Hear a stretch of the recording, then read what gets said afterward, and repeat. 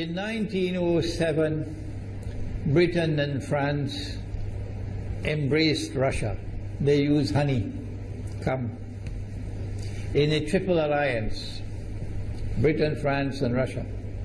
And the honey that they used to trap Russia was that if we win the war that's coming with the Ottoman Empire, you will get Constantinople, which is what Russia wants. But they promised Russia one thing through the front door, and they took it back through the back door, like what they did to the Arabs. These are people with PhDs in deception. If they tell you that the sun is shining, don't believe them. Go outside and look up in the sky, see whether the sun is shining.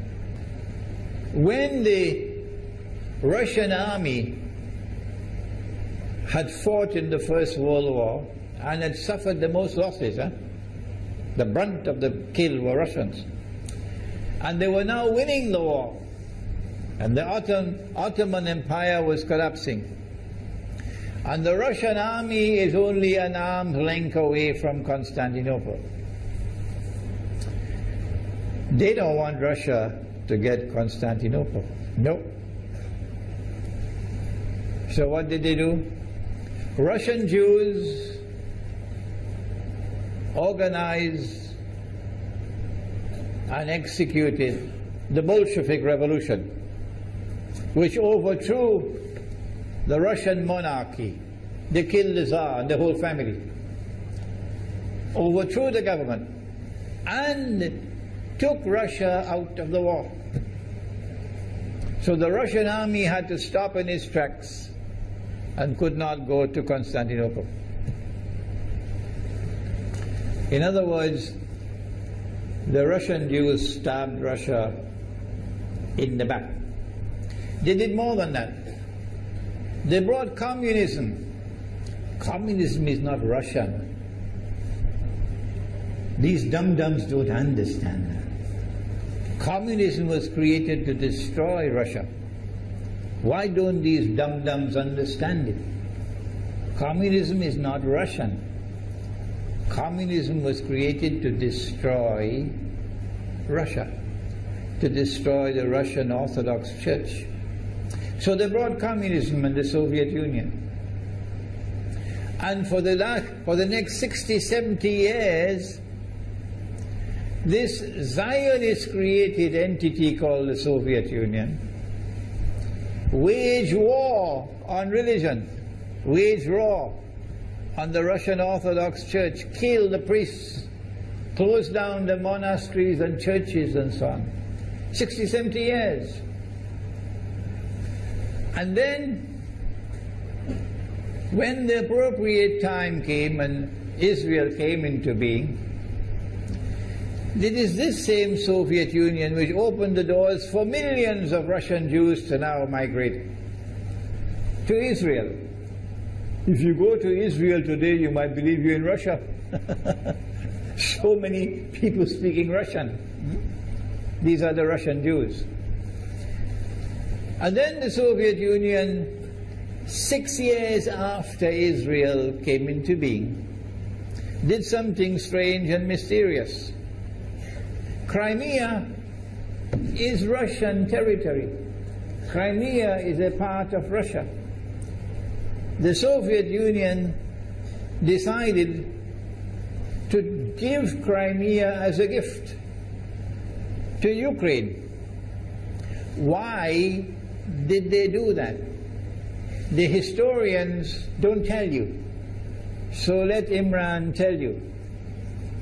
They gave Crimea to Ukraine in order to stab Russia in the back one more time. Because if Russia loses Crimea, it will enhance Israel's security. The Russian Navy is based in Crimea, and there's a straight line from Crimea to Constantinople. To get out of the Black Sea and to get into the Mediterranean Sea, you got to pass through the Bosphorus. And the city of Constantinople is located right there on the Bosphorus. So they gave Crimea as a gift to Ukraine. They never bothered to consult the people of Crimea and get their consent. No. They never bothered to seek the permission of the Russian people. No. But Washington doesn't want to hear that. The foolish man who now sits in the White House of the United States, the foolish man who would like to pretend that he's a man of wisdom, he doesn't want to hear. But what are the rights of the Russian people? Were they not violated? Do they not have the right to correct Iran and recover the territory which was unjustly taken away from them on Israel's behalf? Obama doesn't want to hear that. It's inconvenient for them. But in this masjid, we will expose whether it's convenient to you or not. They did more than that. Not only did they give Crimea to Ukraine, but earlier on they gave eastern Ukraine. Eastern, part of it now eastern Ukraine was Russian. It was Russian. And the Soviet Union gave it as a gift to Ukraine. Why is it being given to Ukraine? Answer is that when the proper moment comes, the same people who brought the Soviet Union into being now have a method by which they can cause it to collapse. The method that they're using now in Venezuela, popular demonstrations, they did it in Egypt, they did it in Tunisia, they are masters of that. They did it with the Soviet Union. I used to think that the Soviet Union collapsed because of Allah's kindness. But I was wrong. No, it was the Zionists who brought down the Soviet Union because they didn't need it anymore. Like tomorrow they wouldn't need you anymore, Saudi Arabia. And they wouldn't need you anymore, Islamabad. When will you understand that? They'll just throw you to the dogs. You served them long enough. So they brought down the Soviet Union.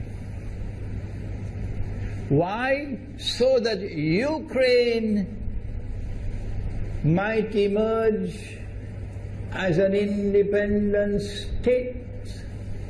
That's danger for Russia. They prepared the way. And now Ukraine emerges as an independent state. So the rope is around Russia's neck now. And from that day, when the Soviet Union collapsed, until yesterday, the relationship between Russia and Ukraine was always problematic. But the people of Ukraine still had the good sense and wisdom to appoint a government that was pro-Russian. The Zionists decided it's time for us to use our, the street demonstrations. And last October, November, December, the world witnessed Caracas all over again. And eventually, the Zionists got what they wanted. You have the money, and you can send in your special people, snipers who will kill, and so on, throw petrol bombs and so on. And eventually they got what they wanted. They created enough havoc. May Allah protect Malaysia from that. Ameen. Ameen.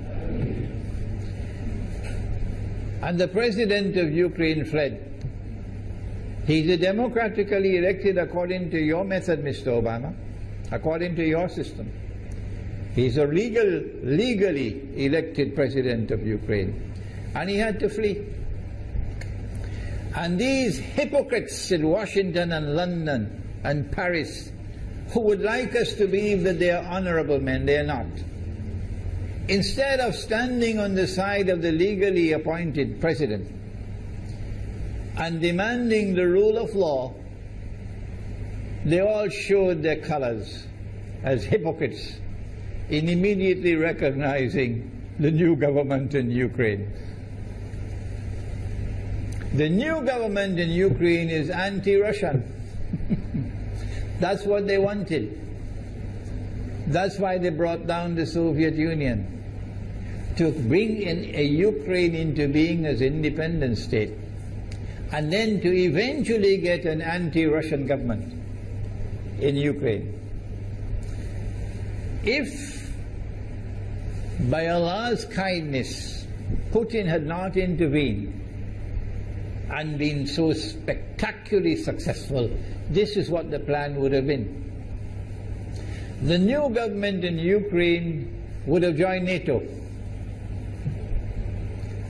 and Russia could not stop it. And when the new government in Ukraine joined NATO, NATO will then send its armed forces into Ukraine. It could include nuclear weapons. Then Ukraine will pick a fight with Russia and decide that Russia must now vacate Crimea. Shut down your naval base. The rope is now tightened around your neck. Russia has to put its tail between its legs and withdraw its fleet, Black Sea Fleet, from Crimea. Russia is no longer a naval power. Crick crack, you finish. And Israel will celebrate. That was the master plan. But Allah planned, and Allah's plan was successful. And it is time for the Muslim world to recognize and to see, I cannot influence governments, so what can I do? Don't bother, you waste your time with governments. But the people can understand that this was Allah's plan. They planned, the enemy planned for so long, and at the last moment Allah intervened. And Putin was able to get the people of Crimea to vote in a referendum. And they voted 90-something% in favor of returning to Russia. They were a part of Russia, and they want to return to Russia. So Putin was successful in delivering to the Zionist movement the first defeat it has ever suffered, significant defeat, in the more than 100 years since the Zionist movement was established.